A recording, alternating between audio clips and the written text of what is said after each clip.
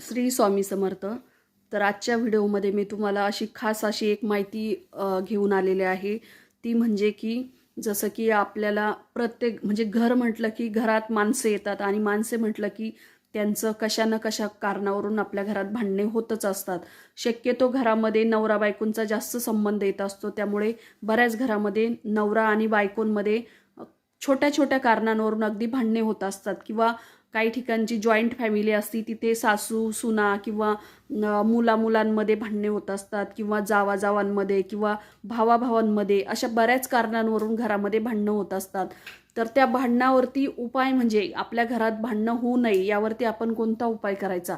कारण घरात भांडणं होणे हे दारिद्र्यपणाचं लक्षण असतं. किंवा आपल्या घरामध्ये जी लक्ष्मी असते तिला त्या लक्ष्मीला नेहमी शांतता प्रिय असते. ज्या घरामध्ये शांतता नेहमी नांदते त्याच घरामध्ये लक्ष्मी माता प्रवेश करत असते. त्यामुळे घरामध्ये आपण नेहमी शांततेचं वातावरण ठेवायचं.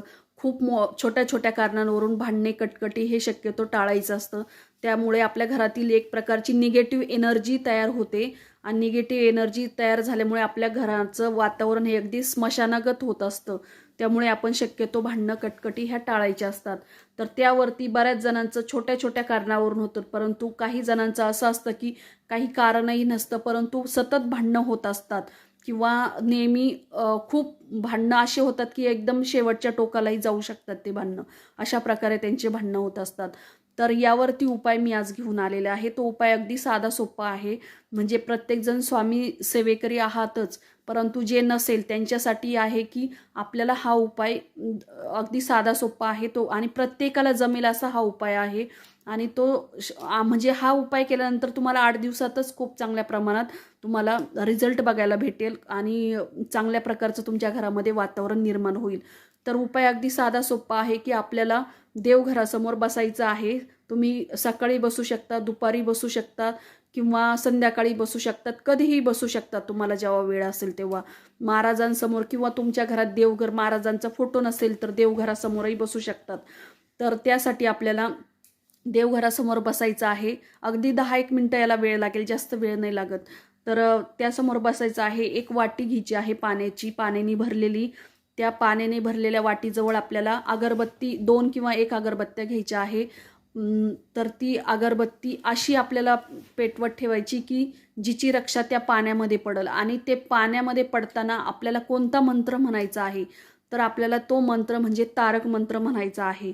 तर तारक मंत्र बऱ्याच जणांना माहीत नसेल, परंतु मी व्हिडिओमध्ये टाकणारच आहे तो तारक मंत्र कोणता आहे तो.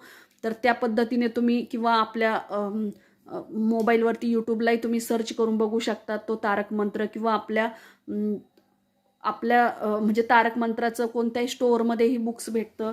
तो तारक मंत्र घ्यायचा आहे आणि आपल्याला तो असा म्हणायचा आहे की जोपर्यंत आपली अगरबत्ती संपत नाही, वीज पूर्णपणे संपत नाही, तोपर्यंत आपल्याला तो तारक मंत्र म्हणायचा आहे. आणि ती रक्षा बरोबर त्या वाटीमध्ये म्हणजे पाण्याच्या वाटीमध्ये पडेल अशा पद्धतीनं ठेवायचं आहे. तर तो किती वेळेस येऊ दे त्याचं काही फरक पडत नाही, पण जोपर्यंत अगरबत्ती संपेत नाही तोपर्यंत आपल्याला ती तारक मंत्र म्हणायचं आहे. कारण तारक मंत्र असा आहे की ज्यात खूप मोठ्या प्रमाणात शक्ती आहे. म्हणजे अशक्यही सगळं शक्य करणारा तो महाराजांचा सगळ्यात आवडता प्रिय मंत्र आहे का तारक मंत्र. त्यामुळे आपण हा तारक मंत्राचा जर जप केला तर तुम्हाला कोणताही कितीही अवघड काम असू द्या किंवा तुमचे कितीही जोराचे किंवा अगदी कोर्ट कचेरीपर्यंत गेलेले जे भांडण असतात तेही अगदी मिटल्या जातात. त्याच्यामुळे दोघांमध्ये चांगल्या प्रमाणात संवाद साधायला मदत होते. तर अशा प्रकारे तुम्ही हा मंत्र म्हणायचा आहे जोपर्यंत अगरबत्ती संपत नाही तोपर्यंत. आणि ती रक्षा त्या वाटीत पडली पाहिजे. आणि ते झाल्यानंतर ते पाणी आपल्याला असं असतं की बऱ्याच अगरबत्त्या ह्या केमिकल विरहित असतात. त्यामुळे त्याची जी मातीचे कण असतात किंवा केमिकलचे कण असतात त्यामुळे ते पाणी आपल्याला गाळून घ्यायचं आहे. जर आपल्या जवळचीच व्यक्ती असेल ती आपला हा म्हणजे आपण जे पाणी दिलेलं ती पिऊ शकत असेल तर द्यायचं. परंतु जर बऱ्याच जणांना तंत्र मंत्र म्हटलं की जरा शंका येत असतात, हे आमच्यावरती काहीतरी जादू करणी वगैरे करतात, तर त्यासाठी आपल्याला ते पाणी आपल्या घरातील जे पिण्याचं पाणी भरून ठेवलेलं असतं, जसं कळशी असेल किंवा हंडा असेल किंवा माठ असेल, तुमच्या घरामध्ये जे असेल ते त्यात आपण, परंतु ते आपण यूज करत असतो दररोज पाणी पिणे, त्यातच आपण ते पाणी ठेवायचं आहे आणि आपल्या घरातील व्यक्तींना ते पाणी ग्लास भरून पाणी प्यायला द्यायचं आहे किंवा तुम्ही दिवसभर ते पाणी पिऊ शकतात अशा पद्धतीनं ठेवायचं आहे. म्हणजे घरातील आपली म्हणजेच घरच्यांचे संबंधही आपले चांगले होतात त्याच्यामुळे, किंवा आपण कोणत्या कामासाठी जर जाणार असोल तर तेही आपलं काम पूर्ण होण्यास अगदी मदत होत असते आपल्याला. आणि आपल्या घरातील जे वातावरण आहे ती पॉझिटिव्ह एनर्जी आपल्या घरामध्ये तयार होते आणि नवरा बायकोमधील जे वाद असतात ते वाद अगदी नाहीसे झालेले असतात. त्यांच्या दोघांमध्ये एकोपा तयार होतो आणि एकमेकांबद्दल प्रेम वाढण्यास मदत होत असते. किंवा सासू सुना असेल तर त्यांचे वादविवाद न होण्यास मदत होत असते.